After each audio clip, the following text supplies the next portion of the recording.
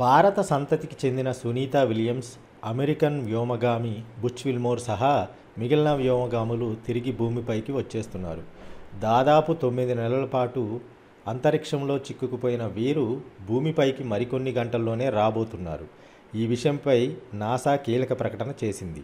NASA ప్రకటన ప్రకారం మార్చి 19 మంగళవారం ఉదయం, అంటే భారత కాలమానం ప్రకారం 3:27 ఎర్లీ మార్నింగ్ వీరంతా భూమిపైకి అడుగు పెట్టనున్నారు.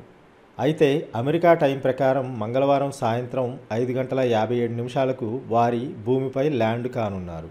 సునీత విలియమ్స్, బుచ్ విల్మోర్ 2023 జూన్లో బోయింగ్ స్టార్ లైనర్ అంతరిక్ష నౌక ద్వారా అంతర్జాతీయ కేంద్రం ISSకి వెళ్ళారు.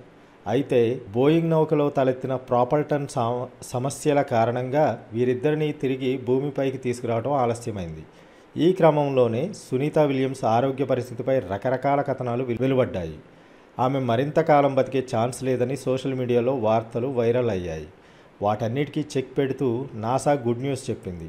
సునీత విల్మోర్ను తీసుకొచ్చేందుకు 2 రోజుల క్రితం ప్రయోగించిన స్పేస్ ఎక్స్ వ్యోమనౌక క్రూ డ్రాగన్ నిన్న ఆదివారం విజయవంతంగా అంతరిక్ష కేంద్రంతో అనుసంధానమైంది. క్రూ 10 మిషన్లోని 4 వ్యోమగాములు ఒక్కొక్కరిగా ISSలోకి ప్రవేశించారు. దీంతో సునీత రాక మరింత సుగమమైంది. అంతరిక్ష కేంద్రంలో సునీత విలియమ్స్ ఈ సుదీర్ఘ ప్రయాణం కారణంగా అనేక సవాళ్లను ఎదుర్కొన్నారు. మానసికంగా, శారీరకంగా ఒత్తిడికి గురైనట్లు ఆమె ఫోటో చూస్తేనే అర్థమవుతుంది. సాధారణంగా వ్యోమగాములు అంతరిక్షంలో ఉంటే వారి కుటుంబ సభ్యులతో వీడియో కాల్స్ చేసుకునే అవకాశం ఉంటుంది. కానీ ఆమెకు మాత్రం కుటుంబ సభ్యులతో కమ్యూనికేషన్ లేక చాలా కాలం గడపాల్సి వచ్చింది. దీంతో ఆమె మానసికంగా చాలా ఆందోళన చెందినట్లు సమాచారం. ఆ సమయంలో ఇతర వ్యోమగాములు ఆమెకు అన్ని రకాలుగా సహకరించినట్లు తెలుస్తుంది. ఇక సునీత విలియమ్స్ విషయానికి వస్తే అమెరికాలోని ఒహియో రాష్ట్రంలో జన్మించింది. తండ్రి దీపక్ పాండ్యా గుజరాత్కి చెందినవాడు. తల్లి బోనీ జలోకర్ స్లోవేకియా దేశస్థురాలు.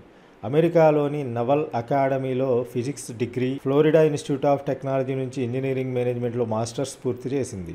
1998లో అంతరిక్షయానంలో శిక్షణ తీసుకుంది. కల్పనా చావ్లా తర్వాత అంతరిక్షంలోకి వెళ్ళిన 2వ మహిళ ఈమె. సునీత విలియమ్స్ని అభిమానించే వారికి ఇది ఎంతో సంతోషకరమైన వార్త. మరి ఈ వీడియోపై మీ అభిప్రాయాలు కామెంట్స్ రూపంలో తెలియజేయండి.